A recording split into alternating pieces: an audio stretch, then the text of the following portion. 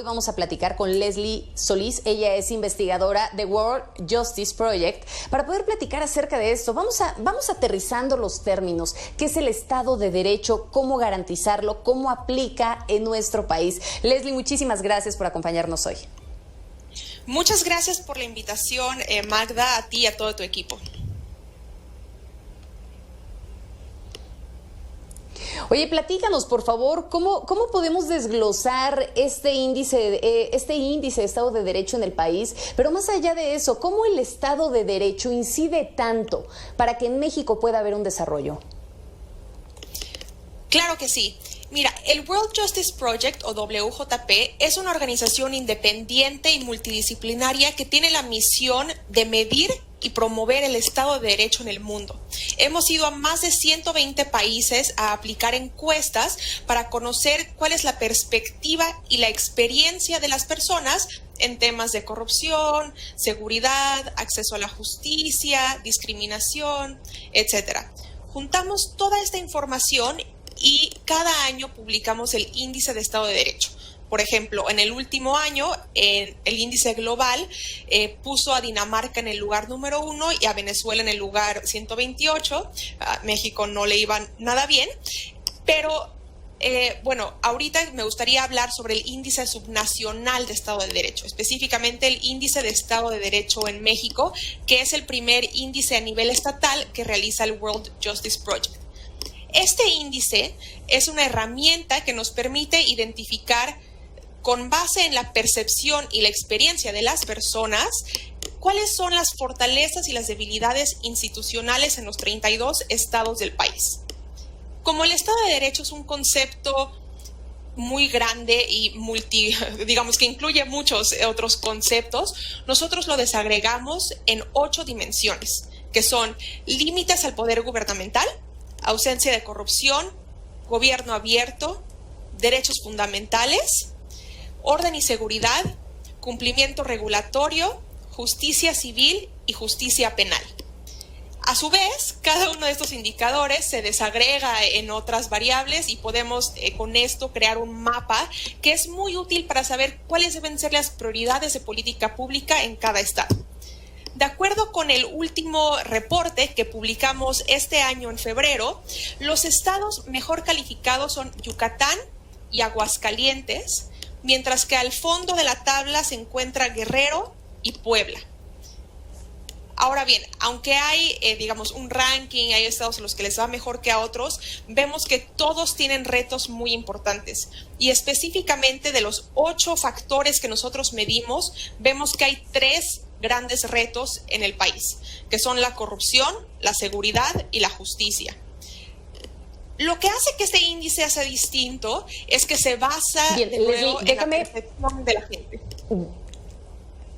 Déjame interrumpirte aquí, Leslie, porque sí, me parece que tomas un punto muy importante o tocas un punto muy importante. Hablas de la corrupción que forma parte de estos parámetros para poder medir pues qué tanto estamos tomando como prioridades en los distintos estados, ¿no? ¿Cómo estamos viviendo, mejor dicho, un Estado de Derecho en un contexto, y permíteme ponérselo a la audiencia de la siguiente manera? Venimos de una crisis sanitaria que ha dejado una crisis económica bastante importante en el país. Estamos hablando de que México está inmerso también en un contexto de muchísima violencia, en donde traemos niveles de impunidad, híjole, lo platicamos hace un momento antes de irnos del corte, Leslie, de cerca del 98%, en donde la gente lincha a los delincuentes y cuando no, pues también porque son rumores o noticias falsas, en donde vemos que la gente bloquea carreteras porque se les da la gana de cometer un delito de carácter federal sin que nadie los meta a la cárcel. En este contexto, Leslie, ¿cómo estamos viviendo el Estado de Derecho y qué se puede hacer y qué se está dejando de hacer entonces para que veamos todas estas circunstancias que acabamos de contextualizar? Claro. Como te comentaba, tenemos 8 factores que se desagregan a su vez en 42 subfactores. De todo lo que vemos, los principales retos, como te comentaba, son corrupción, seguridad y justicia. Pero dentro de cada uno de estos retos podemos ver cosas específicas. En corrupción, lo que más nos preocupa con base en los datos es la corrupción a gran escala en el Poder Ejecutivo. Es decir, de todos los tipos de corrupción que pueda haber en todas las instituciones, lo que las personas califican como más urgente es la corrupción a gran escala. Dentro de seguridad, digamos, vimos un deterioro en el promedio de seguridad por un aumento en homicidios, un aumento en incidencia y prevalencia delictivas y una disminución en la percepción de seguridad de la gente. Es decir, la gente se siente insegura en su estado. Y en materia de justicia específicamente, vemos que las policías no están siendo efectivas, que cuando la gente sufre un delito, estos delitos no se están investigando y es justamente el problema que tú dices de la impunidad. Esto me parece muy importante y muy grave porque, el universo de los factores y las variables, indicadores que estamos analizando, estos son los temas que sistemáticamente salen peor en los 32 estados. ¿Y cuál es la recomendación ante esto? Ustedes nos enumeran estos aspectos que se tienen que atender de manera urgente, pero ¿qué es lo que tiene que hacer entonces? ¿Qué tienen que hacer las autoridades, tanto municipales como estatales y federales, para poder atender todos estos puntos que ahora nos comentas? Claro que sí.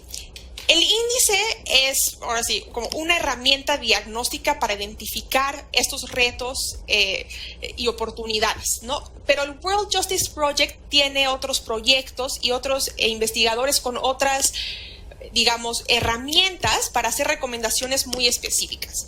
Hoy por hoy estamos trabajando en cómo fortalecer a las policías, cómo tener mejores investigaciones, cómo mejorar las cárceles, tenemos cómo mejorar el gobierno abierto, que implica tanto la transparencia y el acceso a la información como la participación ciudadana, y qué hacer para reducir la corrupción.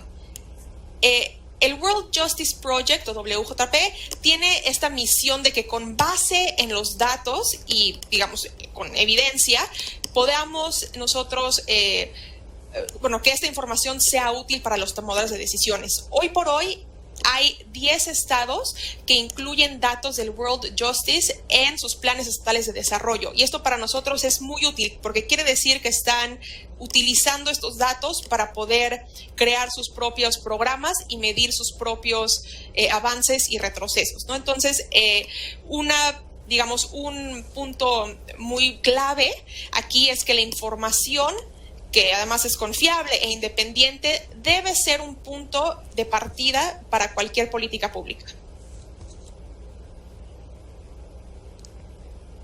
Bien, Leslie, te agradecemos mucho el hecho de que nos des luz, de que nos platiques cómo se encuentra nuestro país en materia de Estado de Derecho, y que bien valdría la pena entonces que volteáramos a ver el caso de todos estos países que están mejor evaluados por esta organización. Estamos hablando, por ejemplo, de Dinamarca, nos decías que tiene el número 1, vale la pena voltearlos a ver, vale la pena el poder analizar qué es lo que están haciendo bien y qué se está dejando de hacer en nuestro país para que tengamos tales índices en materia de Estado de Derecho. Muchísimas gracias, Leslie.